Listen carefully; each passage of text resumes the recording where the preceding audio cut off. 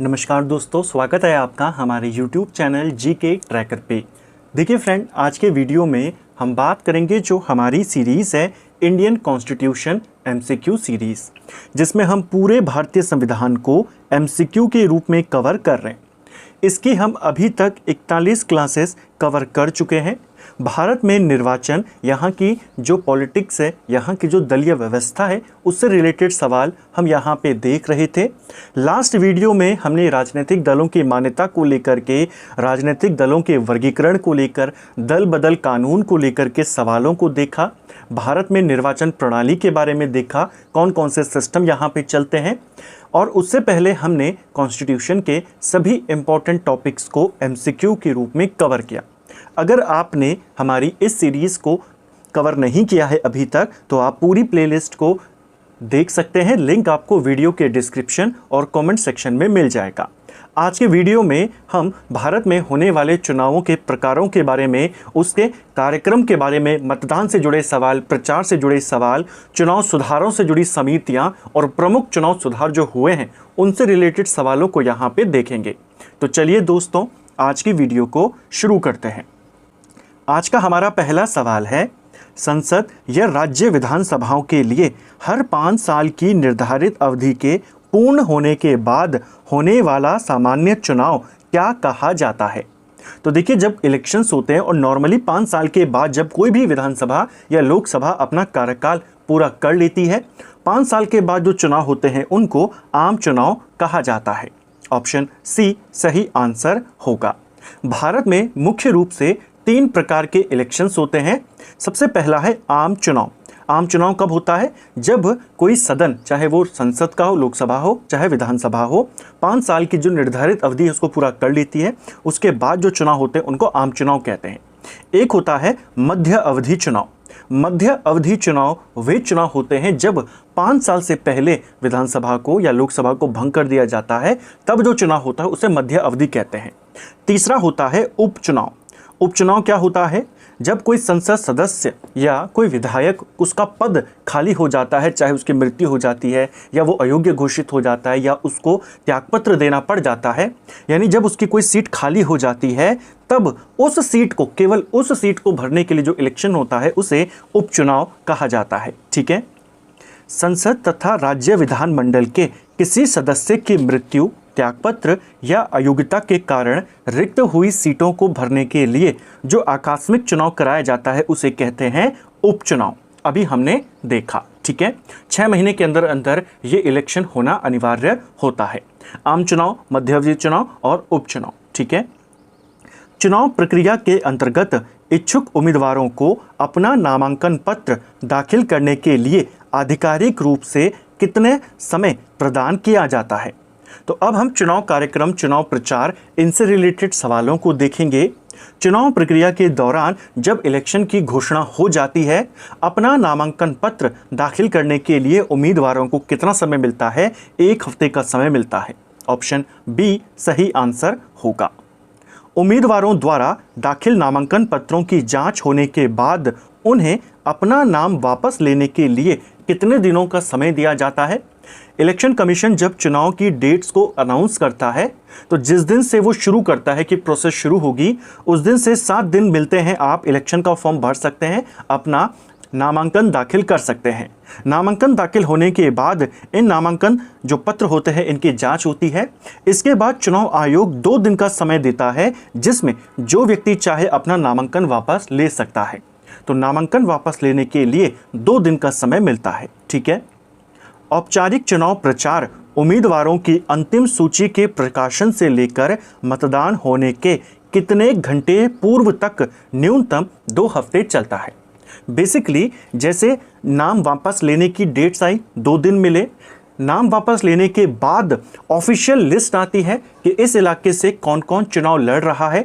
जिस दिन वो लिस्ट आती है उसके बाद 2 हफ्ते का, कम से कम 2 हफ्ते का टाइम मिलता है प्रचार के लिए। और ये 2 हफ्ते का टाइम मतदान समाप्त होने से कितने घंटे पहले खत्म होना चाहिए? 48 घंटा पहले। आप सभी जानते हैं कई बार ये सवाल आता है कि चुनाव प्रचार मतदान खत्म होने से कितने समय पहले रुक जाता है।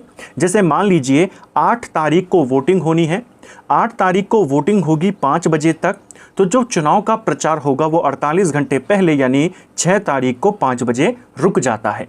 तो मतदान खत्म होने के 48 घंटे पहले चुनाव प्रचार रुकता है। ठीक है। अगला, निर्वाचन आयोग के आधिकारिक दिशा निर्देशों के अनुसार प्रत्येक मतदाता के घर से मतदान केंद्र की अधिकतम दूरी कितनी निर्धारित की गई है। तो मतदान केंद्र फिर बनाए जाते हैं। मतदान केंद्र की दूरी मतदाताओं के घरों से ज़्यादा से ज़्यादा कितनी हो सकती है, ज़्यादा से ज़्यादा रखा गया है 2 किलोमीटर। कम से कम इसके रेंज में आ जाए। बहुत रेयर चांस होता है कि किसी का मतदान केंद्र 2 किलोमीटर से ज़्यादा हो जाए, लेकिन चुनाव आयोग का ये नियम है कि 2 किलोमीटर के दायरे में ही वोटिंग पोल आपका होना चाहिए, वोटिंग सेंटर आपका होना चाहिए। ठीक है। सुचारू मतदान सुनिश्चित करने के लिए निर्वाचन आयोग के अनुसार एक आदर्श मतदान केंद्र में अधिकतम कितने मतदाताओं की सीमा तय की गई है। तो देखिए कितने मतदाता होते हैं आमतौर पे एक मतदान केंद्र में, ये होते हैं 1500 से करीब, यानी 1500 से ज़्यादा नहीं होने चाहिए। कुछ जगहों पर आबादी के अनुसार ज़्यादा हो जाते हैं, लेकिन जो स्टैंडर्ड है वो 1500 है कि एक मतदान केंद्र में मैक्सिमम 1500 के करीब मतदाता हो सकते हैं। ठीक है। भारतीय विधिक व्यवस्था के अंतर्गत मतदान का अधिकार किस प्रकार के अधिकार की श्रेणी में आता है। जो मतदान का अधिकार है यह हमारा फंडामेंटल राइट्स यानी मौलिक अधिकार नहीं है, यह हमारा कानूनी अधिकार है। ऑप्शन बी सही उत्तर होगा। ये सवाल भी बहुत बार आया कि मत देने का अधिकार कैसा अधिकार है, कानूनी अधिकार है, हमारा लीगल राइट है। ठीक है। भारतीय संविधान के किस भाग में निर्वाचन से संबंधित विस्तृत वैधानिक उपबंधों का उल्लेख किया गया है। यानी निर्वाचन से, इलेक्शन से जुड़े हुए सभी प्रावधान यानी इलेक्शन कमीशन, उसकी गठन, उसकी स्थापना, उसके कार्य सबको लेकर के किस भाग में बताया गया है। भाग 15 में बताया गया है। ऑप्शन सी सही उत्तर होगा। देश में स्वतंत्र, निष्पक्ष और पारदर्शी चुनाव कराने के लिए संवैधानिक चुनाव आयोग की स्थापना का प्रावधान किस विशेष अनुच्छेद में है। चुनाव आयोग की स्थापना किस आर्टिकल के तहत होती है। 324 के तहत होती है। ऑप्शन बी भाग 15 324 से लेकर 329 तक जो है आर्टिकल, ये चुनाव आयोग से संबंधित है। ठीक है। चुनाव आयोग के बारे में, चुनाव आयोग से जुड़े अनुच्छेदों के बारे में जब हमने भारत के संवैधानिक संस्थानों के बारे में सवालों को देखा था, वहाँ पे डिटेल से हमने बात करी थी। ठीक है। आपसे पूछे जाते हैं इसके आर्टिकल्स को लेकर के सवाल बनते हैं, तो आप उस वीडियो से इलेक्शन कमीशन को और इससे जुड़े आर्टिकल्स को देख सकते हैं। चुनाव सुधारों से जुड़ी प्रसिद्ध दिनेश गोस्वामी समिति का गठन किस वर्ष में किया गया। चुनाव सुधारों को लेकर के, चुनाव में सुधार करने को लेकर के समय समय पर अलग अलग समितियां बनी हैं देश में। इनमें एक इम्पॉर्टेंट समिति है जिसका नाम है दिनेश गोस्वामी समिति। इस समिति की स्थापना 1990 में करी गई थी। क्वेश्चन बनता है कब बनी ये, 1990 में। या क्वेश्चन ऐसे भी आता है कि दिनेश गोस्वामी समिति का संबंध किससे था, चुनाव सुधारों से था। ठीक है। इसने अपनी जो सलाह या सिफारिशें दी थी, इन्होंने कहा था कि जो मतदाता पहचान पत्र होते हैं वो फ़ोटो वाले होने चाहिए, फ़ोटो युक्त होने चाहिए। और दूसरी इन्होंने सिफारिश करी थी कि जहां पर खाली सीट होती है वहां पे उपचुनाव 6 महीने में होना चाहिए। ठीक है। भारत में अपराध और राजनीति के बीच साठगांठ की जांच करने के लिए 1993 में किस महत्वपूर्ण समिति का गठन किया गया था। तो 1993 में एक और समिति बनी जिसका उद्देश्य था कि अपराध और राजनीति के बीच जो नेक्सस है, जो साठगांठ है, इनकी मिलीजुली जो चलती है, यहाँ पे मिलीभगत जो चलती है, उसकी जांच करने के लिए इस समिति का नाम था वोहरा समिति। ऑप्शन बी सही उत्तर होगा। ठीक है। वोहरा समिति क्यों बनी थी, तो ये बनी थी अपराध और राजनीति के नेक्सस की जांच के लिए 1993 में। चुनाव का खर्च सरकार द्वारा वहन किए जाने की संभावनाओं पर विचार करने के लिए 1998 में कौन सी समिति बनी थी। तो देखिए 1998 में एक समिति और बनी। इस समिति का गठन 1998 में हुआ और इसका उद्देश्य था कि चुनाव में जो खर्च होता है उसको कैसे नियंत्रित किया जाए, और इसमें इस संभावना को जांचना था कि क्या ऐसा हो कि चुनाव का सारा खर्चा सरकार उठाए, राज्य उठाए, ताकि उम्मीदवार अलग अलग तरीके से खर्च ना कर सकें और चुनाव में जो खर्चा है वो नियंत्रित हो सके। इस समिति का नाम था इंद्रजीत गुप्ता समिति। ऑप्शन बी सही आंसर होगा। चुनाव में खर्च से संबंधित जांच के लिए यह समिति बनी थी। इस समिति ने सुझाव दिया था कि किसी भी पार्टी को 10,000 रुपए से ज्यादा का अगर कोई चंदा देता है तो वह कैश या चेक ना दिया जाए, ड्राफ्ट के माध्यम से दिया जाए। ठीक है, तो यह सिफारिश भी किसने करी थी? इंद्रजीत गुप्ता समिति। इनके अलावा दो और इंपॉर्टेंट समितियों को याद करना है। एक है हमारी तनख्वाह समिति। तनख्वाह समिति 2010 में बनी थी। चुनावी कानून और चुनाव से जुड़े हुए सवालों से रिलेटेड ये समिति थी। ठीक है, एक और है JS वर्मा समिति। ये 2013 में बनी थी। यह आपराधिक कानूनों में संशोधन से संबंधित समिति थी। ठीक है, इसके साथ चुनावों के साथ इसको कई बार जोड़ा जाता है। अगला है सूची को सूची 2 से आपने सुमेलित करना है। एक तरफ चुनाव सुधार समितियां हैं, दूसरी तरफ प्रमुख चुनाव सुधार। वोहरा समिति। वोहरा समिति के बारे में अभी हमने ऊपर बात करी। वोहरा समिति 1993 में बनी थी, अपराध और राजनीति के बीच सांठगांठ की जांच के लिए। पहले का होगा 3। इंद्रजीत गुप्ता समिति खर्च से रिलेटेड थी, तो सरकार द्वारा खर्च वहन करने हेतु। दूसरे का हो जाएगा 1, और एक है तारकुंडे समिति। जो तारकुंडे समिति थी, चुनाव सुधारों को लेकर बनने वाली पहली समिति में इसे माना जाता है 1974 में बनी थी। इसका उद्देश्य जो सामान्य चुनाव सुधार हैं उनकी रूपरेखा तैयार करना था। ऑप्शन जो तीसरा वाला है इसका होगा 2।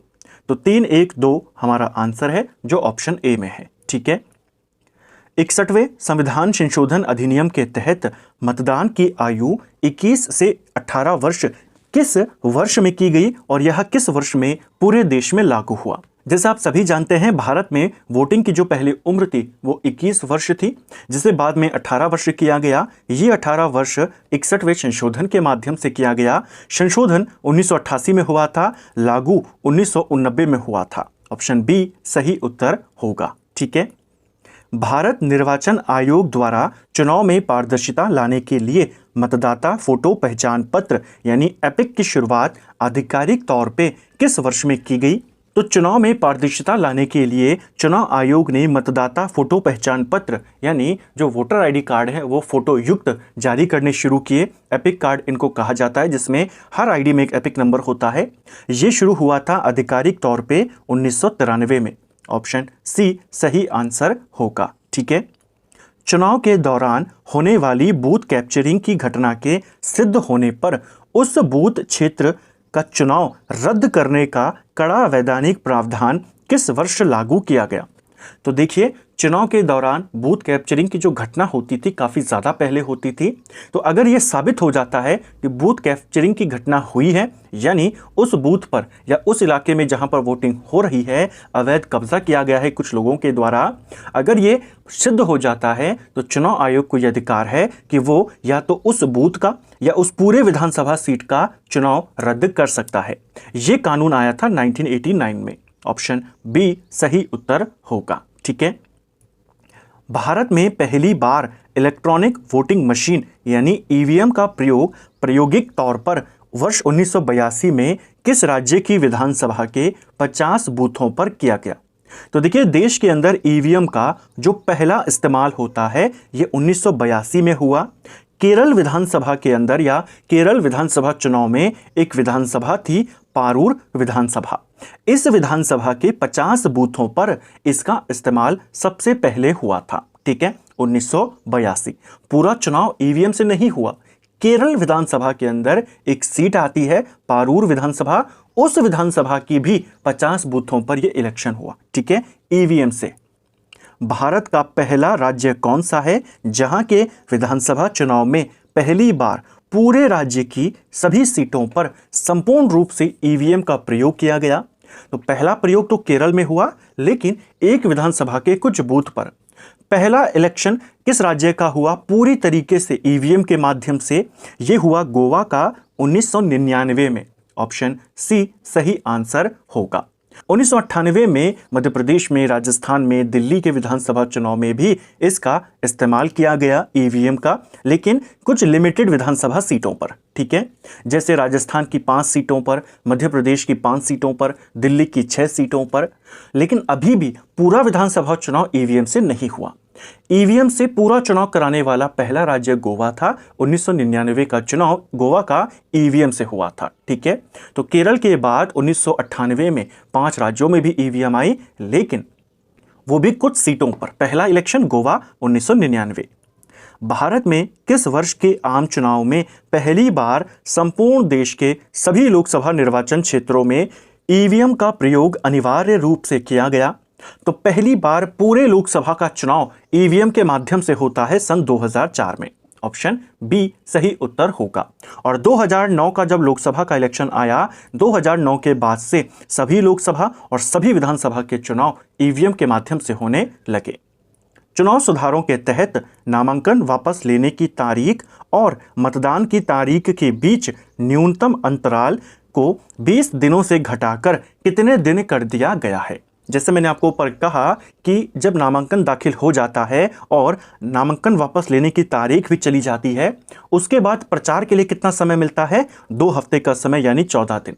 पहले यह समय 20 दिन का था, जिसे अब 14 दिन कर दिया गया है। तो ये एक चुनावी सुधार है जो पेपर में पूछा जाता है। ठीक है, भारत में नोटा का विकल्प पहली बार किस वर्ष के विधानसभा चुनावों से आधिकारिक रूप से लागू किया गया? तो देखिए, NOTA none of the above, यानी अगर आपको जो ईवीएम में लोग लड़ रहे हैं उनमें से कोई भी उम्मीदवार नहीं पसंद, तो आप नोटा का विकल्प का इस्तेमाल कर सकते हैं। पहली बार नोटा का जो ये विकल्प है किस वर्ष विधानसभा चुनाव में दिया गया? ये दिया गया 2013 में। ऑप्शन सी सही आंसर होगा। 2013 में छत्तीसगढ़, मध्य प्रदेश, मिजोरम, दिल्ली, राजस्थान, इन राज्यों में विधानसभा के चुनाव हुए जिसमें नोटा का इस्तेमाल किया गया। ठीक है, इसके अलावा 2013 में ही वीवीपैट को भी पहली बार चेक किया गया था। वीवीपैट यानी voter verifiable paper audit trail. ठीक है, ईवीएम से जुड़ा ही एक मैकेनिज्म था जिसमें एक पर्ची भी आती थी कि आपने किसको वोट दिया है। इसका इस्तेमाल पूरे विधानसभा चुनाव में नहीं, एक सीट पर, नोक्सेन विधानसभा सीट थी नागालैंड की, वहां पर वीवीपैट का इस्तेमाल सबसे पहले किया गया था। ठीक है, जनप्रतिनिधि अधिनियम के मौजूदा नियमों के अनुसार भारत में कोई भी व्यक्ति अधिकतम कितनी सीटों से एक साथ चुनाव लड़ सकता है? ये क्वेश्चन भी पेपर में बना है। आपने आमतौर पे देखा होगा कई बार जो नेता होते हैं, खासकर बड़े नेता, एक से ज़्यादा सीटों से चुनाव लड़ते हैं। क्या कोई लिमिट यहाँ पर फिक्स है कि आप मैक्सिमम इतनी सीटों पर लड़ सकते हैं? तो इसका जवाब है बिल्कुल हाँ। भारत में कोई भी व्यक्ति अधिकतम 2 सीटों से चुनाव लड़ सकता है। 2 से ज़्यादा सीटों से वो चुनाव एक साथ नहीं लड़ सकता। निम्नलिखित ऐतिहासिक चुनाव सुधारों को उनके लागू होने वाले प्रारंभिक वर्ष के अनुसार सबसे पहले से सबसे बाद के सही कालक्रम में लगाएं। मतदाता फोटो पहचान पत्र की शुरुआत कब से होती है? इसकी शुरुआत 1993 में हुई। एपिक ऊपर हमने देखा था। मतदान की आयु 21 से 18 ये 1989 में हुई लागू। संपूर्ण देश के लोकसभा चुनाव में पहली बार ईवीएम का इस्तेमाल 2004 में। नोटा का विकल्प आया 2013 में। तो सबसे पहले क्या हुआ है? मतदान की उम्र कम हुई यानी कि 2, फिर मतदान फोटो पहचान पत्र आए यानी 1, फिर 2004 का लोकसभा और 2013 का नोटा विकल्प। 2, 1, 3, 4 हमारा सही आंसर है जो कि यहाँ पर है। ऑप्शन ए आपका सही उत्तर होगा। ठीक है, इसे भी आपने याद रखना है। तो फ्रेंड्स, ये था हमारा आज का वीडियो जिसमें हमने भारत में इलेक्शन प्रोसेस, इलेक्शन सुधार जो हुए हैं उनसे रिलेटेड सवालों को देखा। उम्मीद करता हूं आपको आज का वीडियो पसंद आया होगा। अगर आपको ये वीडियो पसंद आई है तो वीडियो को लाइक करें, चैनल पर नए हैं चैनल को सब्सक्राइब करें, अपने दोस्तों के साथ शेयर करें। वीडियो आपको कैसी लगी कमेंट बॉक्स में हमें ज़रूर बताएं। Thank you friends.